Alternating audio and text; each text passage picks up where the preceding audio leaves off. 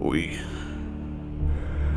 drink to our youth, to the day, with our blood.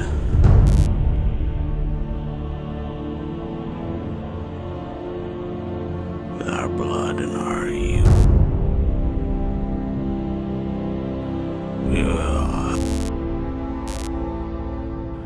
We'll take back. We'll take back what we were.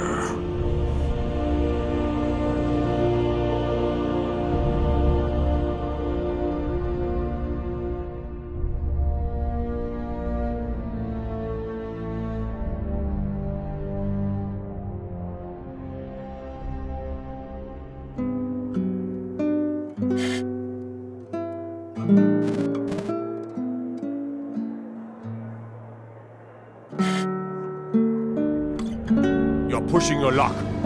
We're causing no trouble. All we ask is... Why are you still staring at me? Then we have nothing more to say to one another. Someone's going to get hurt. I've had enough of you.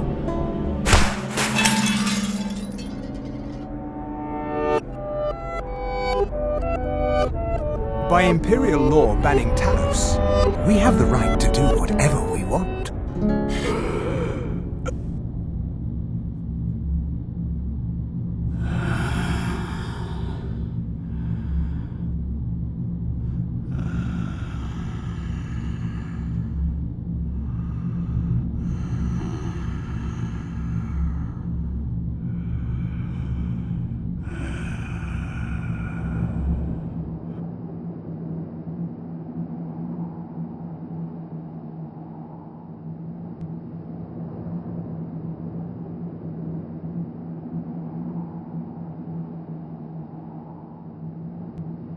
If you're here to join the Stormcloaks, the palace is inside.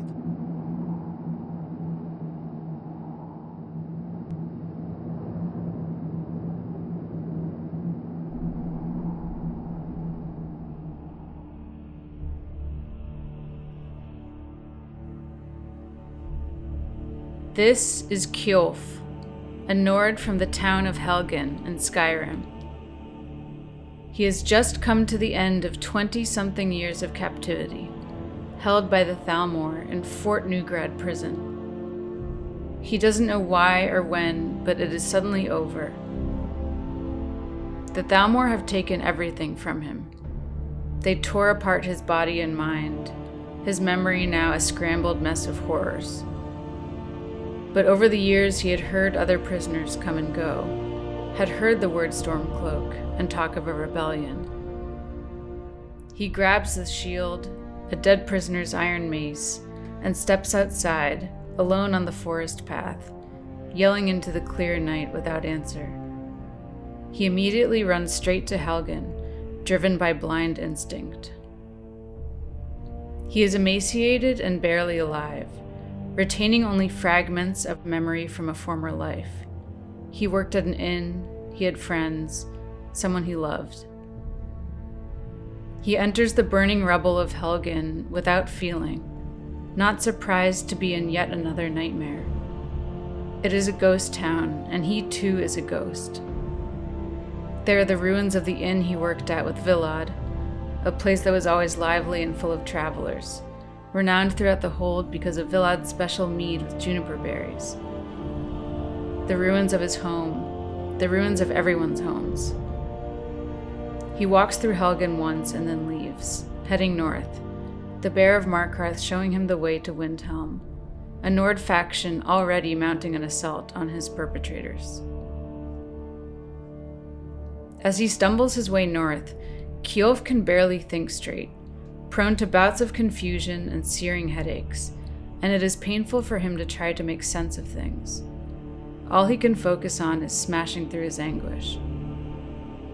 With every Stormcloak sympathizer he talks to along his journey, he learns more details about the aftermath of the White Gold Concordat and the Thalmor patrols and raids that have been terrorizing the Nords since. One traveler named Talsgar the Wanderer tries to paint a more nuanced picture of the war and possible sinister motivations of the Thalmor, to radicalize the Nords and use Ulfric to weaken the Empire, but Kjolf is unwilling to engage with such theories. Kjolf arrives in Windhelm already an avowed Stormcloak, committing himself completely to their war effort. He fits right in among the impassioned Nords who have pledged their undying allegiance to Ulfric and what he stands for: Nordic independence and fighting the Empire, the Elves, and anyone else that stands in their way. In battle, Kjolf uses an iron shield and the same iron mace he kept from his dungeon cell, which he refines at the forge. He wears steelplate heavy armor, steelplate boots with frost resistance, and an ancient Nord helmet framed by curved horns. He learns his way around a forge and cooks for himself, refusing potions, and hates magic of any kind. He's not comfortable displaying anything that's not Nordic, but he can't help but privately admire orcish metalwork, and quietly keeps a pair of orcish boots enchanted with fire resistance, which prove useful against the Thalmor. In his previous life, he had welcomed and defended any traveler of any race, but he is now battered and fragmented, and seizes onto his Nord identity to the exclusion of all else. He will only trade and socialize with other Nords, and is prone to violent misunderstandings with anyone not from Skyrim. Despite not having been much of a fighter in his previous life, Kjolf draws on a seemingly endless supply of reserved rage, the mace serving well as a bludgeoning tool to batter a path to victory. He respects Ulfric from afar, but gets along especially well with Galmar, who approves of Kjolf's brutality and devotion to the Stormcloak movement, and decorates him after the war with titles and gifts. But with the end of the war comes Kjolf's real undoing. He now has even less to grasp onto, and becomes unmoored from his own sense of time. He abandons Windhelm and stumbles across Skyrim, drinking into oblivion, his only solace decimating leftover Imperial camps or Thalmor patrols. He wakes up at odd hours and doesn't remember sequences of events that he has just lived through. One moment he's drunkenly singing war songs in a tavern. The next moment he comes to outside in the crisp night air, near a bandit camp or cave, the mace in his hand gleaming with blood. One day he ends up at the Silverblood Inn in Markarth, where he meets a fellow Nord named Koznak and drunkenly brawls with him, after which they drink their way through the inn's supply of Nord mead. They trade stories about battle and bond over their shared drinking stamina. Koznak starts accompanying Kjolf on excursions into the wilds of Skyrim, where they slaughter whatever enemy they come across: Thalmor, Imperials, bandits, Forsworn, then return with some loot to spend on a drinking spree at the inn. Koznak offers him space to sleep in the Warrens, the first permanent shelter Kjolf has had since he got out of the prison. One night when they run out of mead and are headed out of town, they are stopped by a vigilant of Stendarr who has some sort of Daedra problem. They stumble into a deserted house, drunk and disoriented, and before they know it have killed the vigilant and are yelling at a voice claiming to be Molag Bal. Kjolf does understand Molag Bal's wish to crush the one who had debased him, and he fulfills the Daedra's request, killing for Molag Bal with the same fervor that he brought to the war in the name of Ulfric. He is rewarded with a mace that draws on a dark power, and is terrifying to everyone else that sees it. People in Markarth start looking at him less like a war hero and more like a demonic drunk. Koznak doesn't mind or notice until one night he unthinkingly takes some gems from a Nord altar, and Kjolf explodes, asking him how he can live with himself as a Nord. Koznak bursts out laughing, finding it hilarious that Kjolf had thought he was a Nord this whole time. Kjolf goes to strike Koznak, but sees the terror and disbelief in Koznak's eyes, and drops the mace, leaving a bewildered Koznak behind. Kjolf wanders adrift, soon stumbling across Old Hrolden Inn, and passes out. He wakes up to find a ghost of a Nord soldier, who talks only to him and calls him Hjalti. Something shifts in Kjolf when he speaks with his solitary ghost, waiting for the sword Hjalti had promised him after all the fighting was over. Even in death, this tough old Nord spirit was still committed to his blood brother. Kjolf leaves the inn, shaking, wanting refuge.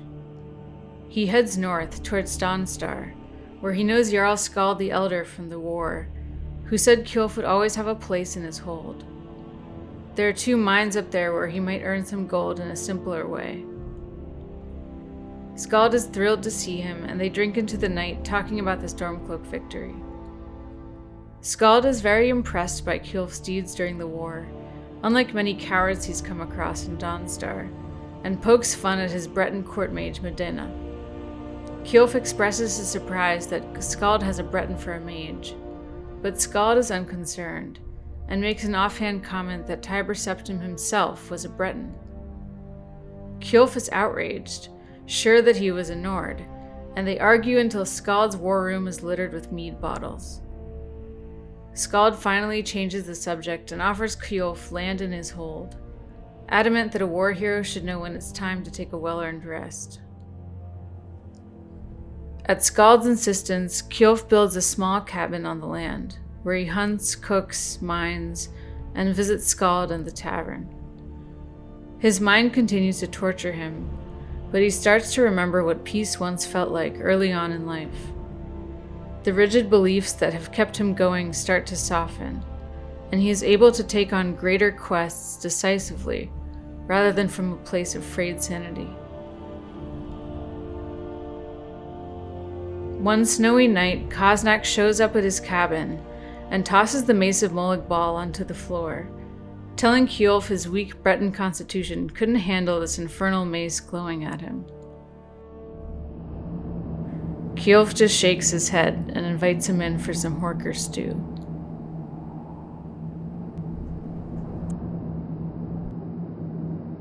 Got any ale or mead?